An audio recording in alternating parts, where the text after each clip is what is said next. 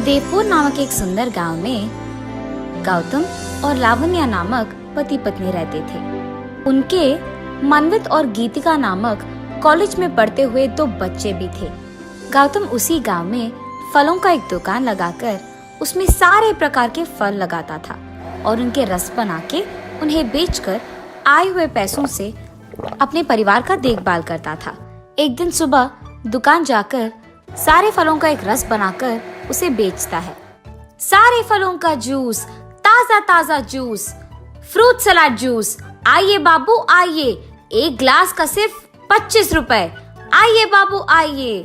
उसके ऐसे जोर जोर के चिल्लाने के कारण वहां से गुजरते हुए सारे लोग उसके दुकान जाकर फ्रूट सलाद जूस पीते थे। एक दिन दुकान बंद करके गौतम उसके घर जाता है और उस दिन के आए हुए पैसों को गिनते रहता है। इतने में उसके बेटा और बेटी उसके सामने आकर खड़ा होके बिल्कुल चुपचाप रहते हैं। कुछ ना कहने के कारण गौतम उन दोनों को देखता है और ऐसे कहता है, मनवित, गीतिका, मुझे पता है तुम दोनों कुछ कहने आए, मगर बिना कुछ बोले ऐसे चुप क्यों खड़े हो? पापा, आ रहे 10 दिनों में मुझे और बहन को कॉलेज में फीस भरना होगा, तभी हम दोनों को वो एग्जाम्स लिखने देंगे। यही बात कहनी थी आपसे। अरे रे, इतनी सी बात। तुम्हारे कॉलेज में फीस भरने के लिए अभी भी 10 दिन है ना।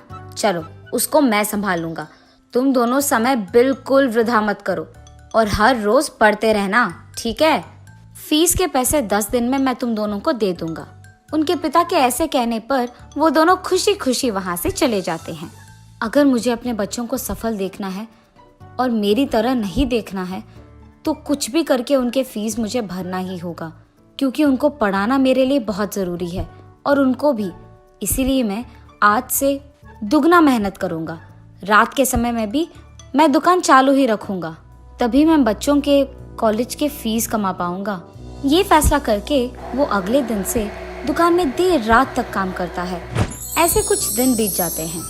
कुछ दिन बाद ऐसे ही जब देर रात वो अपनी दुकान में काम कर रहा था, वहां से गुजर रहे उसका रिश्तेदार उसे देखता है। अरे गौतम, इतनी देर रात है और तुम फिर भी दुकान में काम कर रहे हो, घर क्यों नहीं गए तुम? अरे कुछ नहीं भैया, वो बच्चों के कॉलेज में फीस भरना है तो इसलिए थोड़ा दुगना मेहनत कर रहा हूँ बस, और कुछ नहीं। गौतम, जहाँ तक मुझे पता है तुम्हारा एक बेटा और एक बेटी है ना, तुम दोनों को पढ़ा रहे हो? जी भैया, मैं दोनों को पढ़ा रहा हूँ। हाँ, तुम दोनों को क्यों पढ़ा रहे हो? कभी ना कभी तुम्हारा देखभाल तो लड़का ही करेगा। लड़की तो शादी करके चली जाएगी ना, उसको पढ़ा के क्या फायदा? इससे बेहतर मैं ये कह रहा हूँ कि तुम बच्ची को पढ़ाना छोड़ दो। एक ना एक दिन उसकी शादी तो करानी है। इससे बेहतर तुम उसे पढ़ाओ ही नहीं और शादी करवा दो बस। सिर्फ बेटे को पढ़ाओ, तब तुम्हें ऐसे देर रात तक दुगना मेहनत करने की कोई जरूरत नहीं पड़ेगी। ऐसे तुम्हारा सेहत भी ठीक रहेगा और काम भी तुम आराम से सिर्फ सुबह के समय में कर सकोगे। खुश रह पाओगे, सोच लो। ठीक है, मेरा समय हो रहा है, मैं चले जाता हूँ, ध्यान रखना। ये कह के गौतम का रिश्तेदार वहाँ से चले जाता है। भैया भी तो सही कह रहे हैं, मैं जितना भी बेटी को पढ़ाऊं, एक ना एक दिन उसकी शादी तो करानी ही है, तो उसे पढ़ा के क्या फायदा? इससे बेहतर मैं अभी उसको पढ़ाना छोड़ दूंगा, सिर्फ बेटे को पढ़ाऊंगा और बेटी को घर पे रहने दूंगा। ऐसे मुझे ज्यादा मेहनत करने की जरूरत भी नहीं पड़ेगी।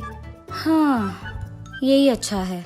ऐसे गौतम बहुत देर तक सोचते रहता है। कुछ देर बाद दुकान को बंद करके वो अपने घर चले जाता है। अगले दिन सुबह मनवित और गीतिका कॉलेज में फीस भरने के लिए पैसे मांगने उनके पापा के पास जाते हैं। पापा, आज किसी भी हाल में हमें कॉलेज में फीस भरना ही होगा, वरना हमें परीक्षा लिखने नहीं देंगे। बेटा, ये लो तुम्हारे पैसे, जाके अपने फीस भरो। ऐसे कहकर वो उसके बेटे को पैसे देता है। पैसे देखते ही मनवित खुशी में गीतिका को भी भूल जाता है और वहां से कॉलेज चले जाता है। अरे पापा, आपने सिर्फ पैसे भैया को दिए हैं, आपने पैसे मुझे क्यों नहीं दिया? गीतिका, मैंने फैसला कर लिया कि तुम्हें पढ़ने की अब कोई जरूरत नहीं है। मैं तुम्हारी शादी करवाना चाहता हूँ। भैया के साथ तुम्हें पढ़ाने के लिए मुझे बहुत पैसों की जरूरत होगी, इसीलिए तुम घर पे ही रहो और सारे कामों में माँ की मदद करो। ये कहकर वो अगले दिन से बेटी की शादी के लिए जरूरी पैसों को कमाने लगता है। गीतिका उसके पापा का बात मानकर घर पे ही रहते हुए उसकी माँ की मदद करते रहती है। कुछ दिन बाद अचानक गौतम का सेहत खराब हो जाता है और वो कोई भी काम कर नहीं पाता है और घर पे ही रहता है। अरे रे, अगर मुझे पहले ही पता होता कि मेरा सेहत ऐसे बिगड़ जाने वाला है तो मैं मेरे पास मौजूद सारे पैसे लगाकर उतने सारे फलों को खरीदता नहीं। अब मैं दुकान जाकर उन सारे फलों से रस तो नहीं बना पाऊंगा, तो इसका मतलब ये है कि वो सारे फल अभी खराब हो जाएंगे। ये सोचते हुए वो बहुत दुखी होता है। अरे हाँ, मैं तो भूल ही गया, मैं अपने बेटे मानवित को ये सब कहूंगा ना, वो मेरी दुकान में काम करेगा और रस बना के बेचेगा, ऐसे फल भी खराब नहीं हो जाएंगे। बिना कोई देर के मैं उसे अभी बुलाऊंगा। मानवित, बेटा मानवित, इधर आओ जरा। जी पापा, अभी आया। मानवित उसके पापा के पास जाता है। दूसरी तरफ गीतिका को भी उसके पापा की चीख सुनाई देती है। उसी कारण वो भी वहां जाती है, लेकिन उसके पापा से छुपे हुए खिड़की से उन दोनों की बातें सुनती है। बेटा, 2 दिन पहले मेरे पास मौजूद सारे पैसों से मैंने बहुत सारे फल खरीदे हैं, इसलिए मैं सोच रहा था कि तुम मेरे जगह दुकान में लेकर उन सारे फलों से फ्रूट सैलेड जूस बनाकर उसे बेचकर आए हुए पैसों से खुद का एक व्यापार लगाओ। बस यही समझो कि वो पैसे तुम्हारे निवेश के हैं। मुझे नहीं लगता कि मैं अब तुम्हें पढ़ा भी पाऊंगा बेटा। ये आप क्या कह रहे हैं पापा? मैं आपकी जगह दुकान में लेकर फ्रूट सैलेड जूस बनाऊं और उसे बेचूं भी? नहीं नहीं, ये नहीं हो सकता। मेरे दोस्त मुझे पहले ही इज्जत नहीं देते हैं कि मेरे पापा फ्रूट सैलेड जूस बनाकर बेचते हैं। अब आप कह रहे हो कि मुझे खुद वो जूस बना के बेचना होगा? मैं नहीं करूंगा। इससे बेहतर ये है कि मैं अपने दोस्तों के साथ कोई ना कोई जुगाड़ करके व्यापार लगा दूं। ऐसे कहकर वो गुस्से में वहां से चले जाता है। हे भगवान, मैंने तो अपने बेटे पे भरोसा किया था। मैंने सोचा कि वो ही मेरा ख्याल रखेगा, पर अब उसने ही ऐसा कह दिया। मेरे सारे फल खराब हो जाएंगे और मेरे पैसे बर्बाद। ऐसे सोचते हुए वो बहुत निराश हो जाता है। अरे रे, पापा का सेहत पहले से ही बहुत खराब है, ऊपर से वो बहुत दुखी है। मैं उन्हें ऐसे नहीं देख सकती। मुझे उनसे जाकर बात करना होगा। पापा, आप फिक्र मत कीजिए, भैया को उसका व्यापार करने दीजिए। मैं चलाऊंगी ना अपना दुकान। वैसे भी घर पे ज्यादा काम नहीं है पापा, तो मैं फ्रूट सैलेड जूस बनाकर उसे बेचूंगी। आप देखना। हाँ, बेटी, मुझे खुशी है कि तुम मेरा दुख नहीं देख पा रही हो और इसलिए मेरे पास आकर ऐसे कह रही हो, लेकिन तुम एक लड़की हो, तुम ये काम वाम नहीं कर सकती बेटी। घर पे ही रहो, तुम्हारा शादी हो जाएगा। बस माँ की मदद करो। पापा को बस ये लगता है कि मैं उनकी तरह काम नहीं कर पाऊंगी, लेकिन मैं उनको गलत साबित करूंगी। उन्हें बताए बिना मैं दुकान जाऊंगी, मिक्स फ्रूट सैलेड का जूस बनाऊंगी और उसे बेचूंगी भी। फिर उन पैसों को मैं पापा को दूंगी। हाँ, ये फैसला करके तब से गीतिका हर रोज पापा को बताए बिना वो उनके दुकान चले जाती थी और वहाँ मिक्स फ्रूट जूस बनाकर उसे बेचती थी। फ्रूट सैलेड जूस, एकदम नया तरीका से बना हुआ फ्रूट सैलेड जूस। आइए बाबू, आइए, जल्दी जल्दी आइए। गीतिका के ऐसे जोर जोर के चिल्लाने के कारण वहाँ से गुजर रहे सारे लोग उसके पास आकर उसका विशिष्ट फ्रूट सैलेड जूस पीते थे। उन्हें इतना पसंद आया कि उसके सामने भीड़ ही लगी थी। ऐसे गीतिका उसके पिता को बताए बिना दुकान जाकर उसे चलाने पर एक दिन सारे फल खत्म हो जाते हैं। उसी कारण तब तक उसने जितने भी पैसे कमाए थे उसके पापा को जाकर वो दे देती है और ऐसे कहती है, देखिए पापा, मैंने अपने दुकान में आपकी जगह ले ली और मिक्स्ड सैलेड जूस को बेचकर आए हुए पैसे ये हैं। इन पैसों से मैं सोच रही हूँ कि और फलों को खरीदूं और उनकी रस बनाकर उसे बेचकर आए हुए पैसों से दुकान ऐसे ही चलाऊंगी। आप वैसे भी काम नहीं कर पाएंगे पापा, आपका सेहत बिगड़ रहा है, तो इससे बेहतर है कि आप घर पे ही रहें और आराम करें। दुकान मैं चला लूंगी पापा। ऐसे ही वो अपने पिता को समझाकर उस दिन से दुकान चलाने लगती है। ऐसे कुछ दिन बीत जाते हैं। एक दिन ऐसे ही जब मनवित उसके दोस्त के घर जा रहा था, रास्ते में उसे अपनी बहन दुकान के पास दिखाई देती है।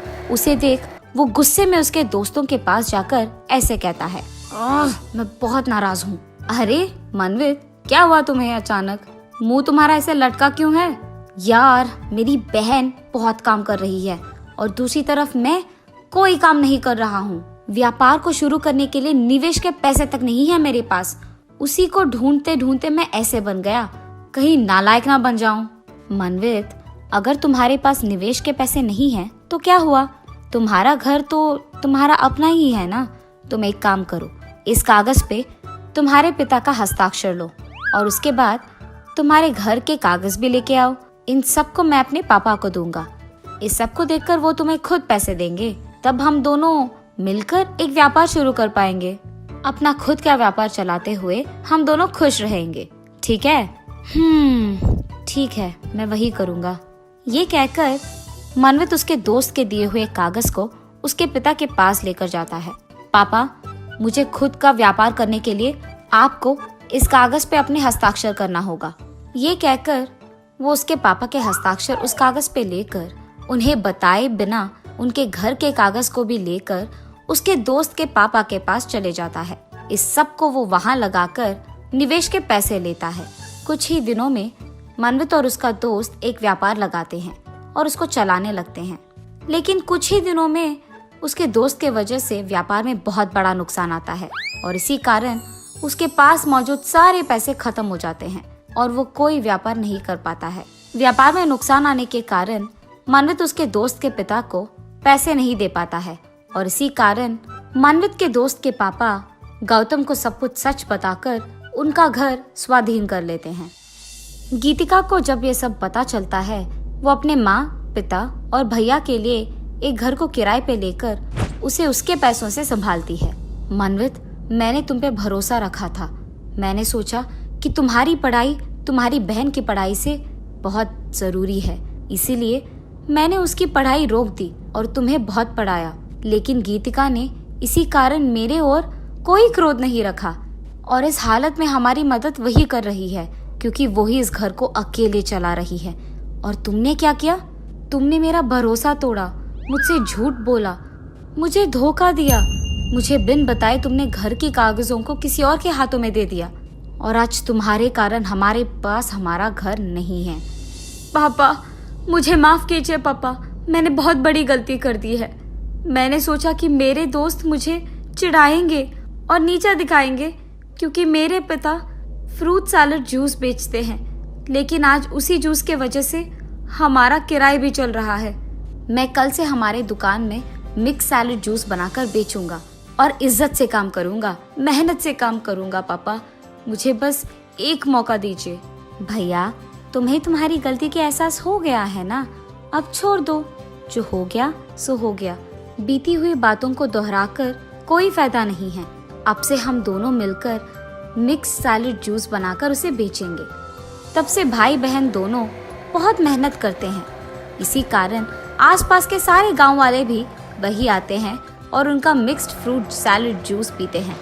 ऐसे ही वो दोनों दुकान इतना अच्छा चलाते हैं कि कुछ ही दिनों में बहुत सारे पैसे आने के कारण मनवित के दोस्त के पापा से उनका घर वापस ले लेते हैं और वो उनके माँ पिता का ख्याल रखते हुए खुशी से जीते हैं।